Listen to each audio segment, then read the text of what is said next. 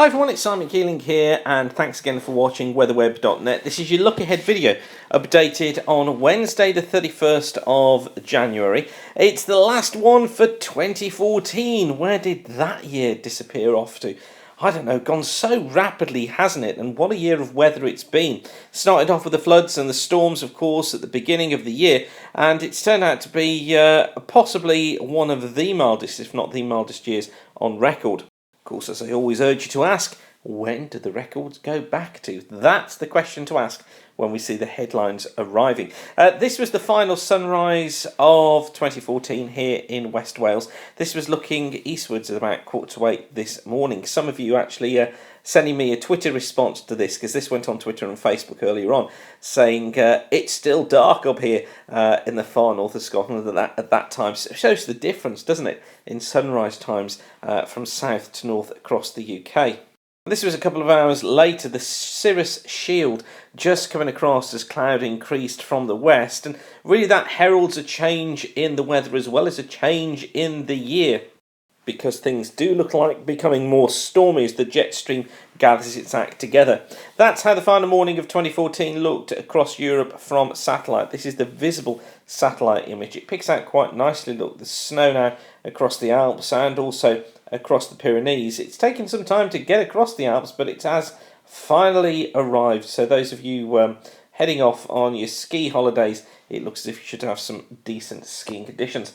Low cloud across Germany and across eastern parts of France as well, but some snow for eastern France too. And you can see here, look how unsettled it is down in the southeastern parts of Europe. These are the fronts approaching the west of the UK just at the moment, and they're bringing in the milder air from the Atlantic. Now, it's not going to be warm, it's just going to be milder, but I do think a tendency to more stormy conditions as we get through the latter part of New Year's Day, then settling off again, but I think certainly this tendency to stormy weather into next week. So as the year draws to a close, this is how December's temperatures have looked. This is the mean temperature anomaly, and you see colder than normal conditions across Scotland, cooler than normal across Eastern Ireland, but generally above normal across the west of the UK and near normal for most of the rest of the UK as well. It's been a warm month down in the southeastern parts of Europe, temperatures well above normal there, but cooler across Iberia and France.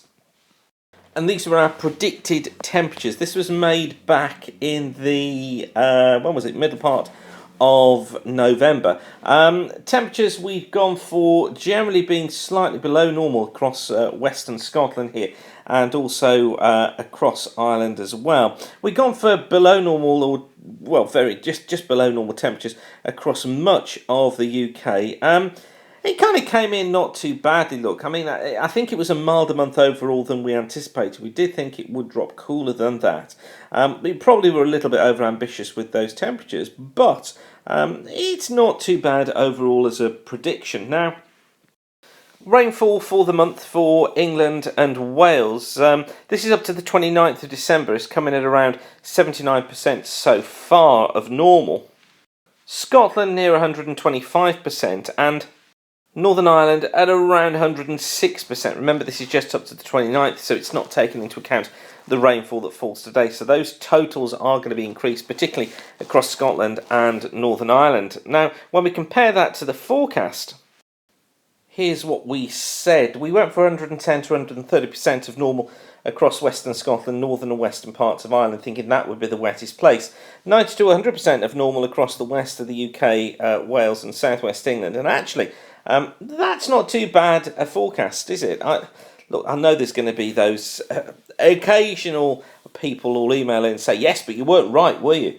Well, actually, that's not bad, that guidance there for rainfall, the idea of the west certainly being west than the east. And as we've just seen, look, eastern England rainfall, we went for between 40 to 60%, said it was going to be drier than normal. It's coming at around 79%, so a little bit higher. Most of that coming actually about because of the snowfall that fell on Boxing Day. But again, that idea that the east was drier, the west was wetter, is one certainly that we can go with. And if these figures bear out at 125% for Scotland, then actually we're pretty well smack on with that prediction. So overall, December prediction, temperature-wise, I think we've got to go for about a 7 out of 10 because it was a little bit milder than we predicted, but was cooler than normal generally. And rainfall-wise, I think we can give ourselves an 8 or even a 9 out of 10 for that one, although a little bit damper than we expected across eastern parts of England. Hopefully you'll agree with that assessment. As far as the year as a whole is concerned, CET, that's the Central England Temperature Series, looking like this. Now, as far as the year as the whole concerned, mean Central England temperature, remember this is the long-range temperature series that goes back to 1772.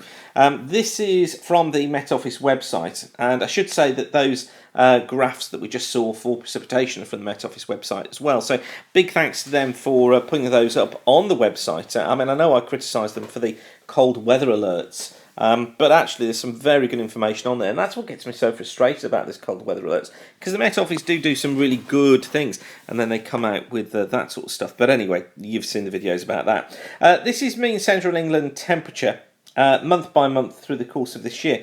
Now, the average CET for the year so far is coming in at the moment, for December, is coming in with an anomaly of 1.47 degrees. And the average CET so far is 11.45 degrees, with the highest annual mean at 10.87.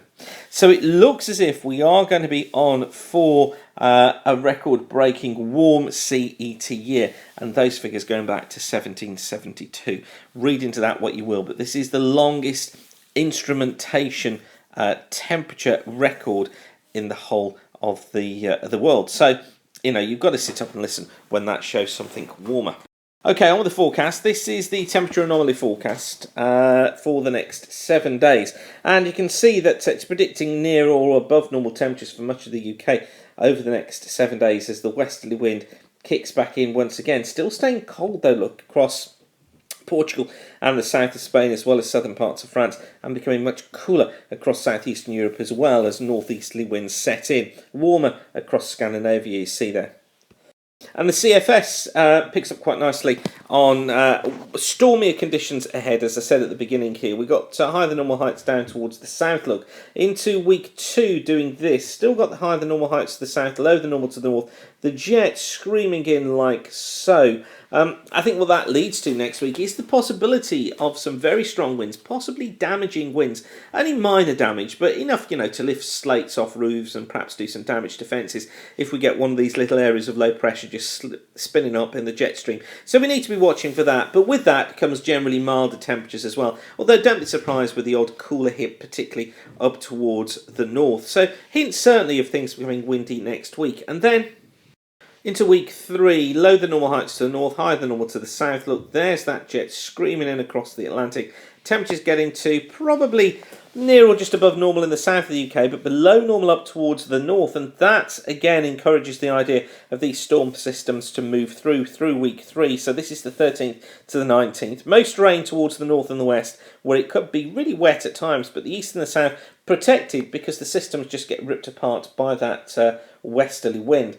And then into week 4, CFS still showing unsettled conditions with higher than normal heights to the south, lower than normal to the north, but more of a tendency into this northwesterly during this period, the 20th to the 26th. So hints of things becoming cooler, and this is what we've been saying on our long range 2, and we'll get that long range forecast video out to you very, very soon. But we'll be doing some tweaks for private clients, so that's the reason we haven't released it to you just yet. Of course, you're as important as our private clients, but they're the ones that pay the bills, really, so it's only right that they get that first. And if you're interested in becoming a private client, just use the contact form at the top of the screen here. So I'll leave you with that for now. Whatever you're doing, have a fantastic day and have a great New Year's Eve evening this evening. Stay safe and get ready for some severe gales tomorrow to herald in 2015. Gary will be updating you on the fast forecast with that. But for now, whatever you're doing, have a very peaceful New Year And thanks again for watching, and keep the sun shining. Bye for now.